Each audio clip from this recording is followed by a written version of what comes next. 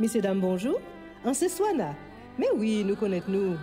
On voulait vous compter avec vous autres à une émission tout neuf, non c'est Jou Ka Ouvert. Parce que nous vivons d'autres gens. Et c'est nous-mêmes, petit à pays là. Jou Ka Ouvert, c'est chaque semaine.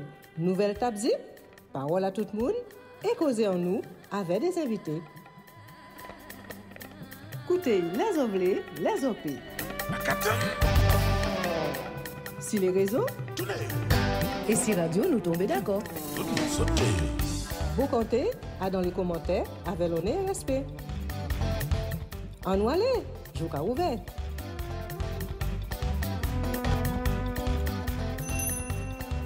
Causer en nous avec Mounicident. Le collectif contre Piqui Foncé à Yo, en collaboration avec CAPE, avec tout ça qui a dans le collectif CAPE, l'organisation syndicale, organisation politique, culturelle, nous constatons qu'il y a une femme qui est au combat. Et nous dit que parmi tous les beaux comptages, les thèmes à beau comptage qui a voté, pour nous parler des femmes dans la lutte. Et c'est pour ça que nous dit, jeudi jour, nous devons parler des femmes dans la lutte en Guadeloupe. Et pour ça, nous devons commencer avec Marie-Josée Discard, d'accord, qui fait un grand long tour dans nous si toute histoire à femme dans la lutte. Ensuite, nous devons passer tour à tour différents camarades différentes femmes camarades qui milité. Et nous pouvons faire comment la lutte à travers différentes générations, nous pouvons sentir, nous pouvons voir, est-ce que c'est toujours même là, est-ce que c'est plus facile, est-ce que c'est plus difficile. Donc en premier, nous avons Lita Gaomé, ensuite Marilyn Piobacas, ensuite Maïté Hubert. Donc on va faire plusieurs générations des femmes qui qualité. Et en troisième, nous devons faire un bon comptage, nous avons la parole. Les femmes qui ont la parole, mais les noms de droit, vous en pouvez parler aussi, on va faire. Mais pas oublier plus nos deux notes là, donc attention à ça. J'arrive au chat, et nous belle danser. Avant de nous belle note là, nous bien habillés, et nous pensons à foutre votre choix. Donc nous devons un bon comptage, et puis nous devons finir bien sûr, nous devons continuer à compter parce que c'est que nous sommes obligés de nous arrêter. Nous devons continuer à monter de là en nous tournant sur les pas. Voilà. Donc voilà, ça nous parle pour les autres. Comme un petit moment pour nous passer vers nous. À parole des autres encore. Merci et applaudissez.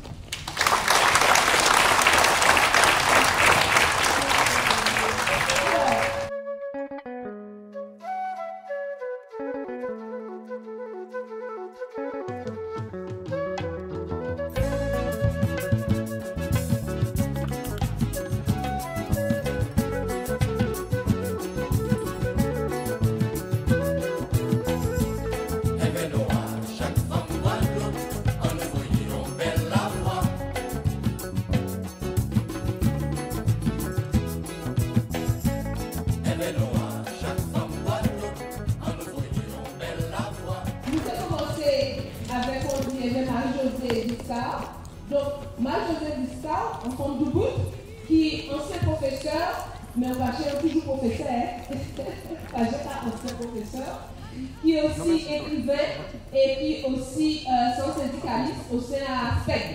Marie-Josée a plutôt la parole, vous parlez bon.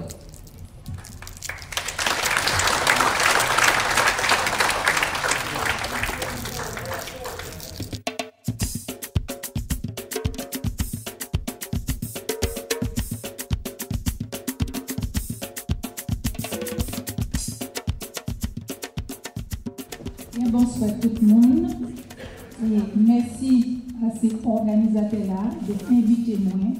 Solidarité pour les suspendus et pour les familles des déportés. Alors on fait en français et en créole. Mon intervention traitera de différentes époques, depuis la période amérindienne jusqu'à nos jours. Il s'agira de rappeler quelques actions passées et présentes avec la volonté que les générations futures prennent le relais de leurs aînés. Cet exposé n'a pas la prétention de tout dire, d'être exhaustif. Je pense que lors du beau cantage, les participants compléteront ce qui aura été dit. Je tiens à préciser que parler des femmes ne signifie aucunement exclure les luttes des hommes, mais simplement réparer l'oubli, les préjugés, les attaques qu'ont subies nos ancêtres du sexe féminin. En outre, je précise que je ne suis ni historienne, ni juriste, mais que j'ai été enseignante en philosophie, en lettres-histoire, en langue et culture régionale, en communication, ce qui m'a permis de réfléchir, mais aussi d'aborder par mes recherches, mes diverses formations, mes adhésions passées et présentes à des associations, les diverses réalités de notre archipel guadeloupéen. Je me définis donc comme une Guadeloupéenne, désireuse de connaître le mieux possible son pays et qui, par les ouvrages que j'ai écrits, j'en ai écrit 3, souhaite partager ses découvertes, notamment sur les femmes. Je vais donc m'intéresser au thème « Femmes à dans la Ligue en Guadeloupe ». En majorité guadeloupéenne, ces femmes peuvent être aussi des Guadeloupéennes d'adoption, en provenance d'Europe, d'Afrique, de la Caraïbe, d'Amérique du Nord ou du Sud, par mariage ou d'autres raisons. Exemple de Marthe Rose, compagne de Delgrès, lui-même martiniquais, et elle, Sainte-Lucienne. Certaines de ces femmes résident dans la diaspora, mais continuent à manifester leur solidarité et à manifester leur protestation pour l'affaire Clodo, pour la suppression de France O. Et puis, caribéenne, dans la lutte en Guadeloupe, ça ne veut pas dire qu'on ne s'intéresse pas aux luttes aussi de la Caraïbe, de la Martinique, de la Guyane et qu'il n'y ait pas des liens par rapport à d'autres luttes. Ces femmes proviennent de divers horizons, ethniques, professionnels, idéologiques. Et lorsqu'on parle de leur lutte, celles-ci prennent des formes différentes. Lutte politique, lutte syndicale, lutte sociale, lutte culturelle, économique, mais aussi familiale. Certes, il y a eu des luttes qui concernent spécifiquement les femmes, mais tous les combats menés par celles-ci concernaient l'ensemble de la société. Qui dit lutte a dans la lutte, qui dit lutte dit difficulté, opposition, bataille à livrer contre l'assimilation, l'aliénation, l'ignorance, les injustices, l'exploitation, la profitation, la misère, la souffrance, des maux de toute nature, d'ici, mais aussi d'ailleurs. Des femmes qui ont risqué et parfois perdu leur vie, et nous devons rendre hommage à leur courage. Parmi les femmes que je citerai, si on devait les noter, il y en a qui n'ont pas 10 sur 10, mais nous retiendrons les actions positives. Enfin, quand je parle de la Guadeloupe, de ce qu'on dit en Guadeloupe, c'est pour moi un archipel de 6 îles habitées et certes merveilleuses, avec beaucoup d'atouts et de talents. Mais c'est aussi un pays qui a connu toutes les tribulations de la colonisation européenne et qui continue à connaître tous les maux de l'ultralibéralisme et de la mondialisation. Massacre des Amérindiens, mise en esclavage et déportation des Africains, mauvais traitement des travailleurs indiens, exclusion des femmes du domaine politique pendant de nombreuses années, pollution, chômage, départ des jeunes, etc. Je remercie Jean-Yves Udic qui va passer les photos que je lui ai transmises. Commençons donc par les femmes amérindiennes de 1493 à 1660. Ces femmes sont présentes en Guadeloupe depuis avant Jésus-Christ, mais je m'intéresserai à la période qui commence avec l'arrivée des Espagnols, Christophe Colomb. Je dirai peu de choses sur cette période, car si je la connais dans ses grandes lignes, je n'ai pas fait de recherche particulière sur les femmes arawak ou kalina, plus souvent appelées Caraïbes, nom donné par les Espagnols. J'émettrai simplement l'hypothèse suivante. Je pense que, lors des conflits entre les Kalinas et les colonisateurs, notamment les Français de l'Olive et Duplessis, qui se termineront par le traité de 1660 où ils seront contraints d'aller à la Dominique et à Saint-Vincent, je reste persuadée que les femmes ne sont pas restées inactives. Celles qui ont franchi les vagues dans les Kanawha, ces grandes pirogues venant d'Amérique du Sud, ont dû, avec les moyens dont elles disposaient, aider leurs pères, époux, frères, parents, membres de leur communauté à combattre les envahisseurs. Je me référerai à titre symbolique à la cacique, c'est-à-dire la reine, la chef d'Haïti, la reine Anacaona, qui a vécu de 1474 à 1503, dont une des salles de l'archipel de Basse-Terre porte le nom. Elle aurait été l'épouse de Kaonabo, qui serait un Caraïbe des îles du Vent. Donc nous avons des liens avec cette Anacaona. Elle fut pendue par les Espagnols. De nombreux livres de la Caraïbe, ainsi que la chanson du chanteur portoricain Cheo Feliciano, l'ont immortalisée. Donc vous pouvez trouver sur YouTube, sur Internet, les paroles de la chanson, puisque nous n'aurons pas le temps de projeter les vidéos et les chansons. Voilà. Donc voilà la gravure qui représente justement cette Anacaona qui a été pendue. Elle a été piégée par les Espagnols. Et voilà, c'était une grande poétesse aussi. Venons-en maintenant à la période coloniale, 1635-1946, qu'on peut décomposer tout d'abord la période esclavagiste, 1635-1848. Je vous inviterai sur YouTube, puisqu'on ne peut pas projeter les vidéos, à écouter la vidéo magnifique, Sans retour, de Marilyn Daoud. C'est merveilleux. Pendant cette période, à part une semi-liberté de 1794 à 1802, les femmes ont lutté contre ce système reconnu depuis 2001 comme un crime contre l'humanité, la fameuse loi Taubira. En cas de fuite, elles étaient pourchassées par la milice, par les chiens, et selon l'article 38 du Code noir, écrit en 1685 par Colbert, ministre de Louis XIV, voici ce qui était prévu. Article 38. L'esclave fugitif qui aura été en fuite pendant 1 mois, à compter du jour que son maître l'aura dénoncé en justice, aura les oreilles coupées et sera marqué d'une fleur de lys sur une épaule. S'il récidive un autre mois, pareillement, du jour de la dénonciation, il aura le jarret coupé et il sera marqué d'une fleur de lys sur l'autre épaule. Et la 3e fois, il sera puni de mort. Malgré cet article 38, les femmes bravaient cela pour la liberté. Eliane Sampère, une historienne, nous parle du marronnage et des stratégies que les femmes, les combattantes, ont pu mettre en œuvre. Je vous lis un petit passage. Comment les femmes menaient-elles la résistance à ce qui est reconnu aujourd'hui, depuis la loi Taubira, comme un crime contre l'humanité? Une autre historienne, Eliane Sampère, dans l'ouvrage Historial antillais, nous apporte quelques réponses.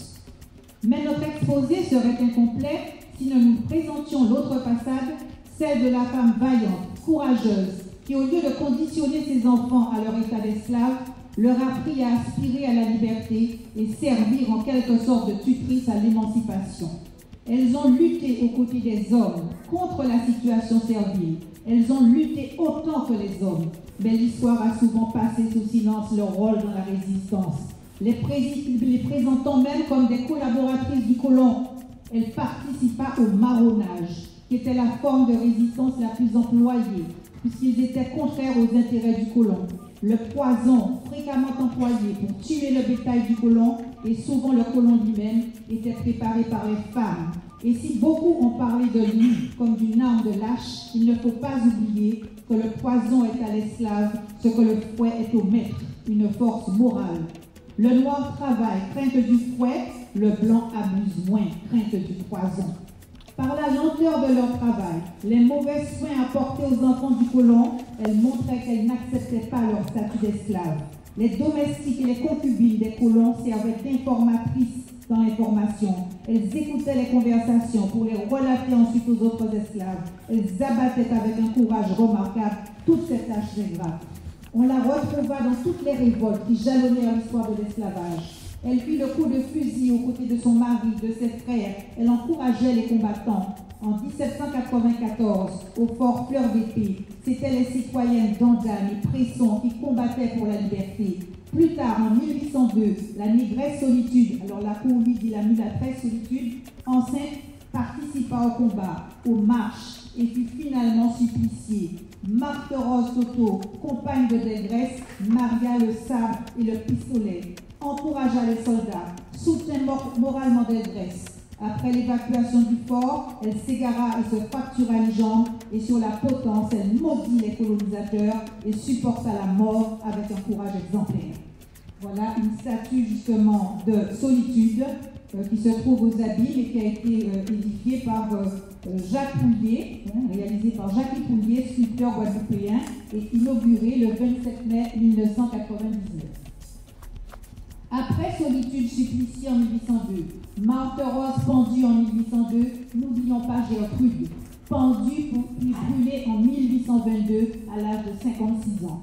C'est Harry Broussillon, sociologue, ancien maire de la commune de Petit-Bourg, qui l'a fait connaître, fin 1998. Il a écrit un ouvrage intitulé « L'exécution de l'esclave Gertrude, empoisonneuse du Petit-Bourg ». Voici ce qu'il dit. Il y a une quinzaine d'années, je portais à la connaissance de la population de Petit-Bourg l'histoire de la négresse Gertrude, esclave de l'habitation Clermont, aujourd'hui Fougères, accusée d'être une empoisonneuse et suppliciée le 8 février 1822 sur la place de l'église de Petit-Bourg.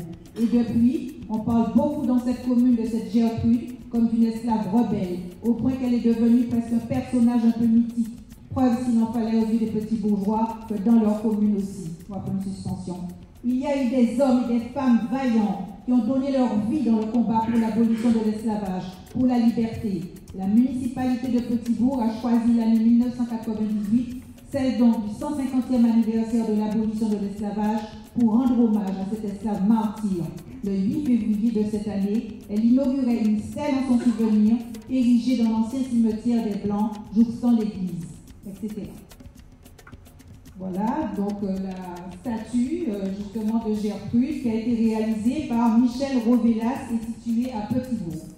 Voilà, donc elle a de nombreux monuments d'ici et d'ailleurs, films, livres et timbres. Récemment, il y a un thème de solitude, on en a beaucoup parlé, retrace les luttes de cette sombre période qui s'achève par les indemnisations pour les anciens maîtres et rien du tout pour les nouveaux livres.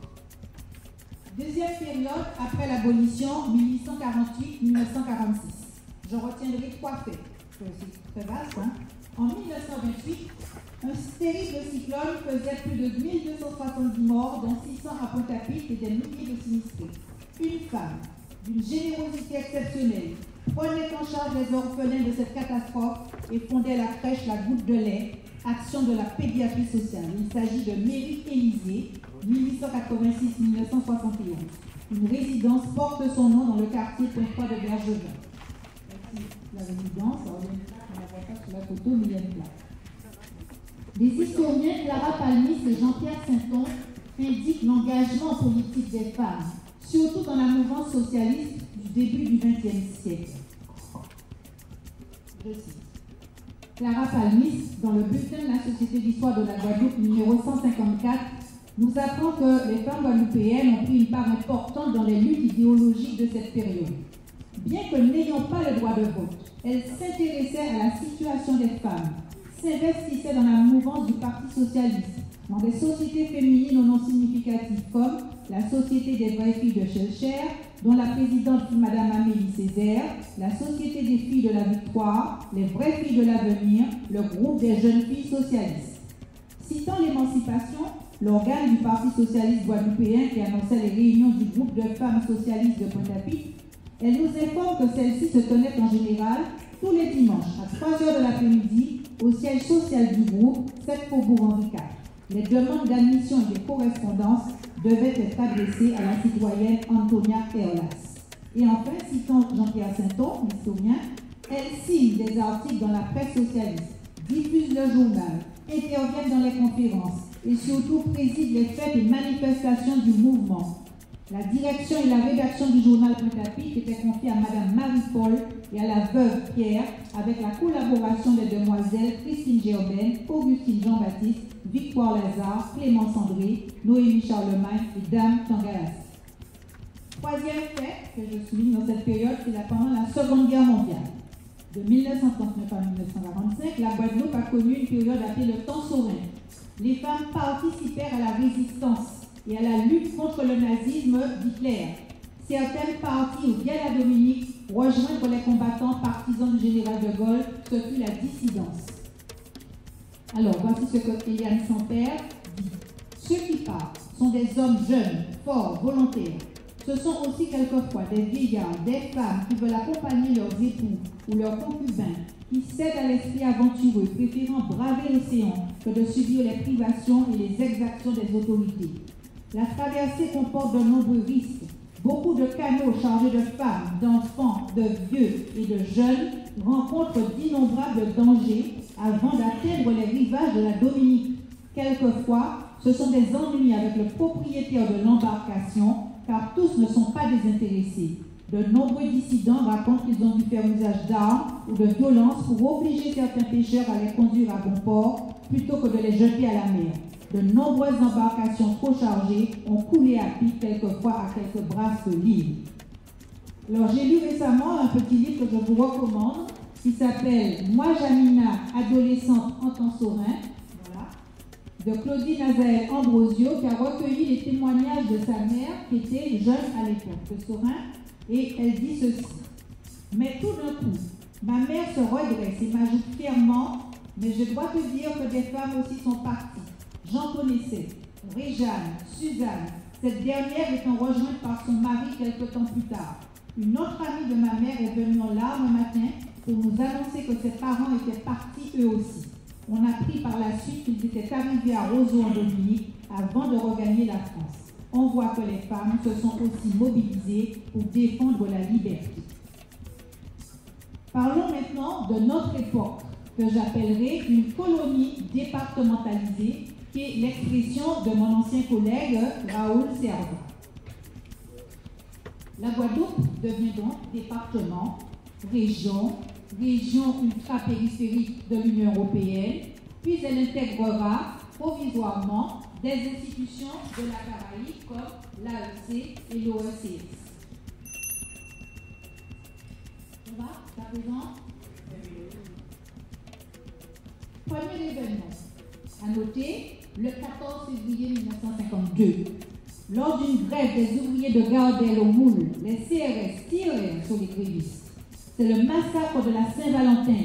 Parmi les 4 morts, une femme, Constance Dulac-Marignan, mère de 6 enfants, et 14 blessés, dont 3 femmes, une ouvrière agricole, Raymonde Noc, et 2 autres femmes, Desjardins-Félicie, Noyer-Rosemary. Voici la stèle sur laquelle vont s'incliner chaque année les patriotes, la municipalité du Moule aussi, en souvenir de ces personnes qui sont décédées. Marignan, donc c'est elle la femme. Une fois obtenu le droit de vote, les femmes participeront aux luttes politiques en étant candidates aux élections dès 1945.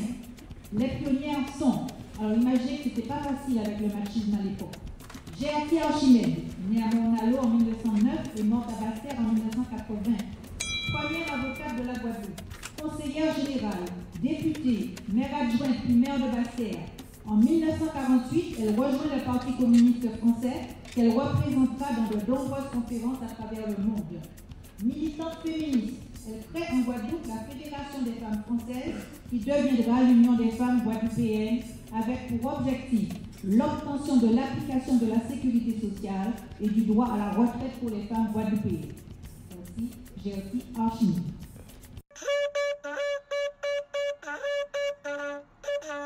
Attention, épisode là ça pour qu'au bout. Suivez ça de près pour Zopéton, prochain épisode là.